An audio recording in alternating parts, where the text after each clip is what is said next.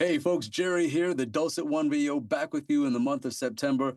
And let's just go ahead and get right to it. We have a winner to announce from the month of August for my prize package that I give away monthly for liking or sharing, subscribing, interacting with any of my posts. That engagement means a lot to me. So I do like to, go ahead and give prizes out to those people who are actively engaging or new connections that I may have for the previous month. So the winner for the month of August was Rachel. Rachel, thank you so much for engaging with my posts. I bet you never thought in a million years you were just going to like someone's post and then end up with a prize package for it. But those prizes are on their way to you. So please do go ahead and keep a lookout for them. And I hope you enjoy them. Another thing that I want to go ahead and do this month, though, and it's a little bit of a departure from what I've done in the past, I kind of want to make more productive use out of this time. I haven't really done a whole lot uh, on my past videos from a getting to know you kind of perspective. So I want to make sure that you guys know me as a little bit more than just the guy who pops in for a quick video, awards prizes, and then it's like peace out again until next month, right? So let's go ahead and get a little bit into me. Based on the questions that I received from some of you out there in social media world. The funny thing is, in this world, I still feel like I'm so new to it. You know what I mean? And yeah, I've been in it for years and really only turned full time pro for a little over maybe a year and a couple of months. But so many people have come to me, seeking advice, asking questions, and so I did kind of accidentally, unintentionally, I should say, stepped into blog world when I first started my journey many years back. And this is when I was still employed full time in my corporate job. And it was really just me taking notes and kind of journaling my journey a little bit so that I had something to reflect back on. And if things were taking a bad turn, I can kind of look back. What did I do? What did I not do? What was I doing wrong? What was I doing right? So it really was mostly for me.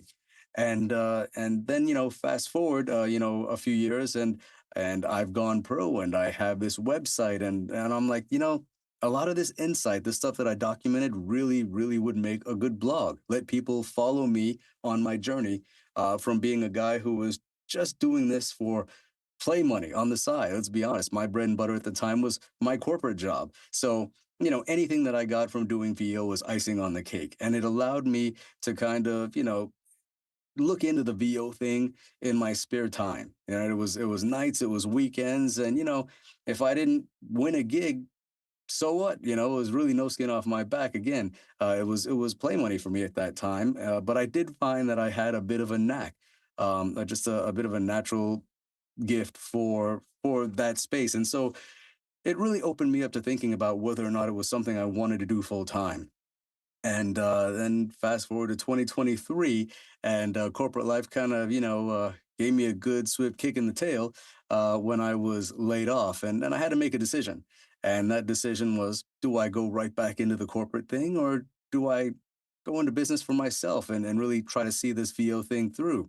It was something that I enjoyed, something I always wanted to do, but I never imagined myself making a full time living at it. So, yeah, now here I am and that blog is up on my website. You'll just go to thedulcet1vo.com and you'll click on the link that says check out my blog. And it really is just a series of posts over the years from the beginning when I started researching things all the way up to present day. I continue to do it just because a lot of the questions that people ask of me, whether it be on LinkedIn or wherever, I believe that a lot of those answers are actually contained within the blog. So it's a great resource for folks. And by no means am I saying that this is like the definitive guide to VO. Maybe far from it. It really kind of takes you through my journey. And, for better or for worse, you're going to see kind of, the good, bad, and the ugly of my journey. And, it may teach you about the things that you'll want to do, or maybe the things that you may not want to do and things you might want to stay away from. But it's a very transparent and honest look at my journey. So, blog aside, and again, there are some answers in there for many people who are just getting started and they, want to kind of figure out, well, how should I go about doing this? How do I get into VO? There are a ton of great resources out there, but this is just kind of one place that I can push you if you want my personal take on things. But again, There are so many great resources, so many pros who have been in this game for 10, 20, 30 years or more. And please make sure that when you're seeking information, you seek it from various sources. Do your research, and someone may have conflicting viewpoints. So it's up to you to really go out there and weigh these things. So each month going forward from now, I am going to take a question. It may be something that I do answer in my blog, or it may be something that I haven't written about in my blog at all. But I'll take the questions that I've seen in the previous month, and I'll kind of pull something out if I see it kind of repeated as a question, if I see it kind of coming up more frequently, and I'll address it each month in my video. And so the one thing that I think I want to get started with this month is my setup. A lot of people look around and say, "Oh man, your booth is pretty cool. You've got like this sort of checkered pattern going on, and what's your soundproofing like, and what equipment are you using, and all this kind of good stuff." So I'll take you through it. But for me to do that, I'm going to go ahead and get off this camera here. I'm going to switch to my phone so I can take you mobile. For you, it's going to happen like that. But for me, it's just going to take me a couple of minutes to switch and then be right back with you. 3 hours later. All right there, folks. I am back. That took a little longer than I expected because my dog decided that she wanted to go potty, and for her that meant sniffing everywhere in the community without actually going potty. But she finally did get it out. It just took forever. But in any case, I am back, and there's my coworker right there. She is, quite attached to me here in the studio, but I'm hardly ever alone. She's good company. That's Mila, by the way. Mila, my cute little Pomsky.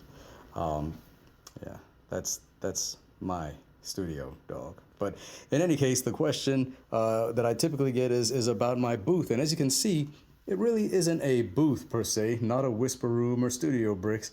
It's actually a room in my basement. In Georgia, it may be called a terrace level, but I was born and raised in the Northeast in Boston, so they're all just basements to me. And what we have here is a 5-foot wide by 9-foot deep room, which again, and on the basement level, is completely devoid of any windows, no issue whatsoever with sound.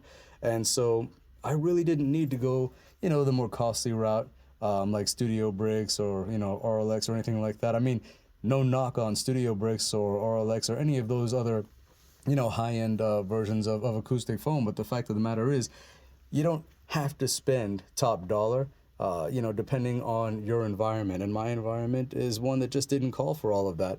But what I did do is I grabbed some of that acoustic carpet. This is the stuff that you would see on the walls in a movie theater, an auditorium, that kind of helps keep that sound from bouncing around. And then I just layered this stuff piece by piece with my kids. We turned it into a project all the way around, and it is great. ACX standard says that they usually want your noise floor at about -60.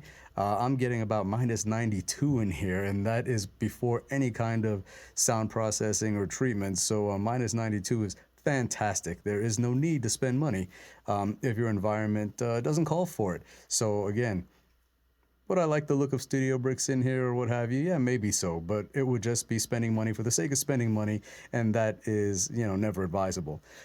As for the equipment, this is the setup. You never really see this angle. You usually see me from this camera here, and my protein shake there.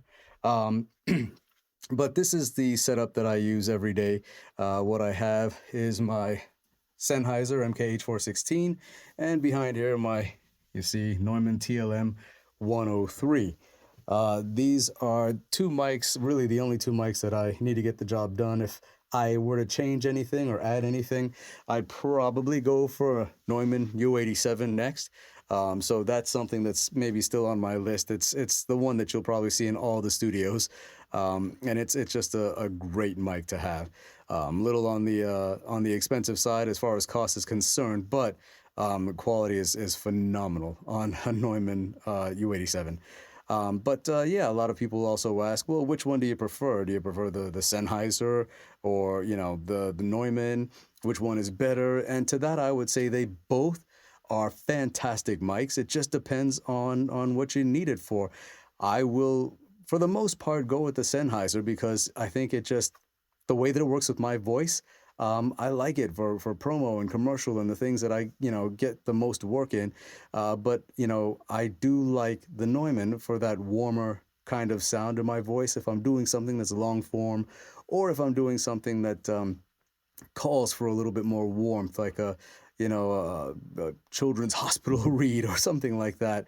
A real Sarah McLachlan, help the animals kind of thing. Then I go with the Neumann. But they both definitely have their uses, and so I'll always keep those two mounted up here. I've got the GatorWorks mount that allows me to keep them both plugged and ready to go, and then on the Apollo Twin, I can just go ahead and switch between a mic 1 or a mic 2, depending on what I need. So aside from that, I am using an IBM. I'm a PC guy, not so much a Mac guy. But yeah, I essentially kind of rigged this. I got used to these in the corporate world. I went off and, bought one because I got so used to using them. In my IT career, I was just I was familiar with them. I knew everything about them. And you just sometimes tend to stick with what you're comfortable with. So whether you're Mac or PC, your preference, but I'm a PC guy, and I did kill the fan. I essentially turned it into a fanless laptop, but the fact of the matter is I put this thing under here so that I have control over the fan. So that is kind of an external laptop fan setup, and so when I am recording, I can simply kill the fan, and now I'm back to total silence, and as soon as I'm done recording, kick it back on. So do not do what I do. I know how to keep the temperatures maintained, and again, this is my setup, and I'm not advising anyone to do what I do or do things the way I do it. That's just, I do things that work for me, and I kind of know how to control those things in my environment. So I don't want anyone out there just like killing your fan, and then your CPU melts or something in the laptop, and just don't do it if you really don't know what you're getting into there. This is of course, my 4K camera that I use when I'm sitting at the desk here. It's where I do most of my filming. This was my previous camera, which I left in place just because it has that light on it. So I really just use it as a light now when I'm recording. But yeah, aside from that, just using my Audio Technica headphones. I do not record with the headphones on. I just don't believe in doing that. It's something about falling in love with your own voice while you're recording. It's just something that I don't do. If I really need to, get into the nitty gritty of some editing or something, then yeah, I may pop the headphones on. But for the most part, 95% of the time I'm in here, I do not have the headphones on. I'll put them on in live sessions for sure, because I don't want people's voices coming through on a conference call through the KRK Rockets here. But yeah, outside of that, I mean, it's not a very complex setup at all. It's very simple. The gear works, and it gives me fantastic quality. I think the most important thing would be the room that I'm in. And I think that there are a lot of VO folks out there that will agree. It makes absolutely no sense to go spending money on something like a Sennheiser 416 or Neumann TLM 103, because they will be very unforgiving if you are recording from a poorly treated space. So if you're new and getting into the VO space, that's my advice to you. Treat your space first. Get that noise floor down, control all the reverb and echo and anything that you can before you start worrying about going for things like, higher end mics. Most of the time I'm sitting, and that's how I'm comfortable. But and yeah, that pillow definitely helps when you're putting in long days in here. But sometimes I feel the need to stand, and so I'll just go ahead and throw my script over here to the tablet, and I've got this little stand right here, or I can clip in my Sennheiser, or I have another type of mount if I need the Neumann. But yeah, some things you want to do standing up. Whether you're recording animation or something, where you're voicing characters and you need to get really expressive with your hands and your body, yeah, then, you may tend to want to stand instead of sit. So it just depends. But yeah, that's pretty much about it. Nothing really exciting or that complex about it. Oh yeah, down there you'll see the box. I did actually start with that Focusrite Scarlett 2i4 before I, moved up to the Apollo Twin. But I still keep it handy. It's always advisable to make sure that you have backup gear. You just never know when something is going to crap out on you and you need to be able to switch out at a moment's notice.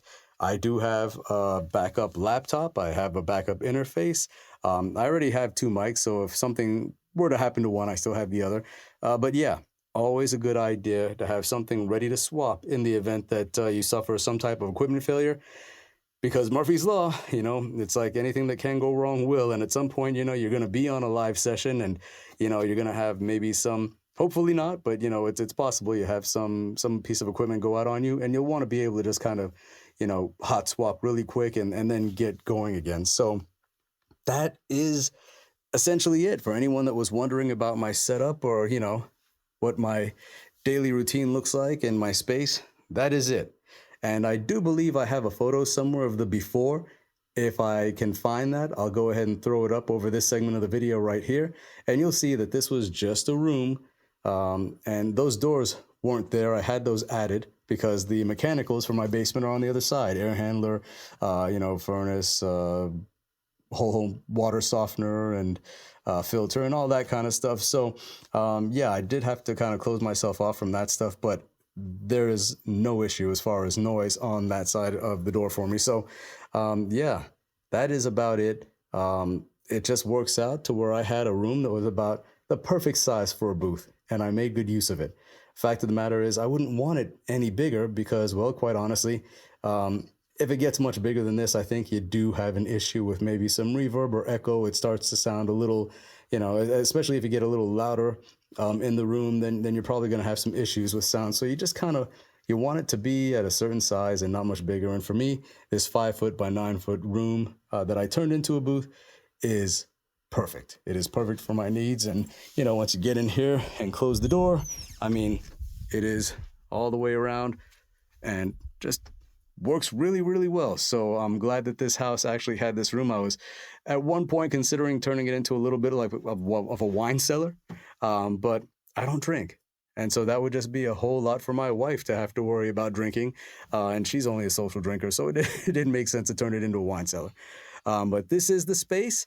And if you have any questions that you'd like me to get into next month, please go ahead and shoot them to me on any of my social platforms. And the ones I see the most are the ones that I'll pull out and address in my next video. So I will see you all next month. Until then, take care of yourselves.